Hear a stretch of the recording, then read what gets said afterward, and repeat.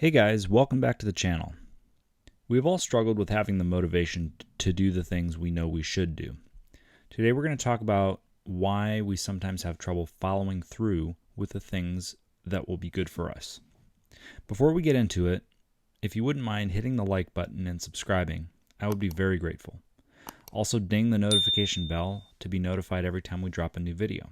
Now, if you've ever made a decision to do something, whether it be getting in shape, pursuing sales leads, or facing any fear, for the first few days you might be extremely motivated because you can imagine what your life would be like if you have the things you want. Then you may find yourself dropping off, not feeling as motivated, making excuses, and before long you've lost all motivation, are back to your familiar self, and wonder what happened. I think we've all experienced this to one degree or another. So, what is really happening when this pattern takes place? Effectively, what's happening is your body has become the mind, and just like we form habits of doing, we also form habits of feeling. This is what Dr. Joe Dispenza talks about in his work. If you haven't heard much of his work, I would encourage you to take some time and listen to some of the many videos on YouTube and even read one of his books. When the body becomes the mind, it becomes addicted to certain feelings, good or bad. It just knows that you feel it and it wants to feel it. The body is aware when you are off schedule. I would often wonder why certain people seemed to always have anxiety or something always seemed to be going wrong in their life. The reason is that despite their desire to have good things, they have allowed their body to become the mind, and the body has become addicted to the stress hormones that are released when negative things happen. This is why so many people will get motivated, whether it be in the beginning of the new year or a birthday or just a decision to do what you know you should be doing for yourself, only for that motivation to wane, and before you realize it, you find yourself back at the start. If this describes you in any way, not to fear. There's a way to break this cycle. You may have been through the cycle so many times that you wonder how high-achieving people are able to accomplish the things that they do. You may wonder how it's possible to stay motivated all the time. The answer is you don't.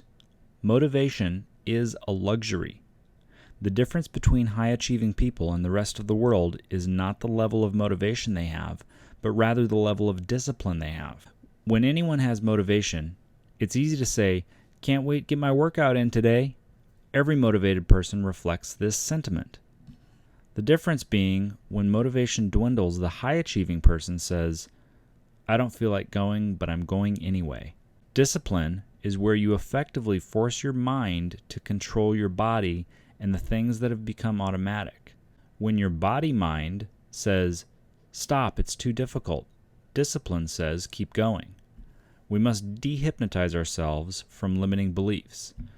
This is how we push past the point that we think will break us. One of my favorite speakers and podcast hosts is Ed Mylett. He has his theory of one more. One more rep in the gym, one more mile run, one more cold call in business, one more job application sent. Through discipline, this allows our mind to take back control of the body, and now instead of the body controlling the mind controls the body, as it should be. As always, I like to give some action steps to take. I sometimes find that some techniques are very advanced and almost out of reach for someone who's just starting out in this endeavor. Going to the gym and starting a workout program or making cold calls can be absolutely terrifying and subject to excuses, especially if you're brand new to either. I like to break down the action to the simplest form so that anyone can perform it regardless of their level of discipline. These simple techniques can build up to bigger, more difficult ones over time.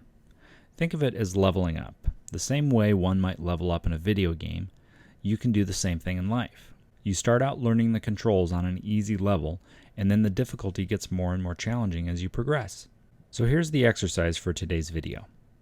This can be done every day in every aspect of your life because it incorporates every aspect of your life. I will give you a few examples so you can understand the concept and then apply it to any area you can think of.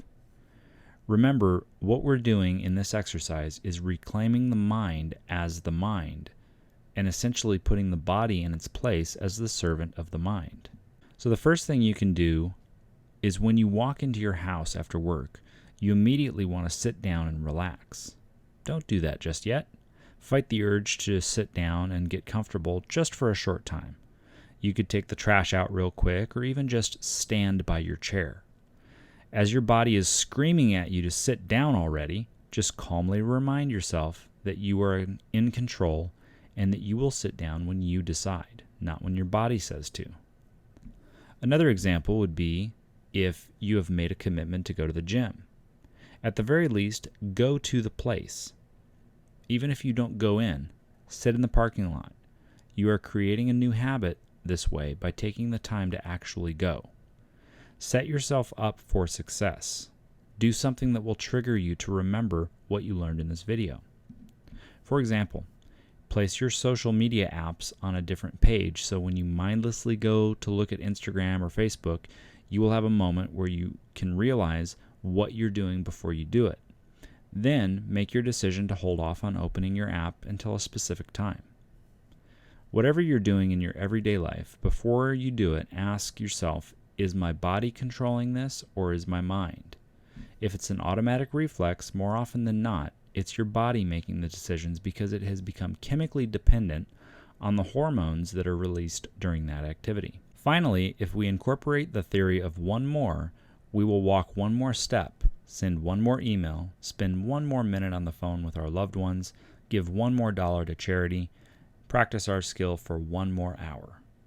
These little things will add up and determine what our life will look like.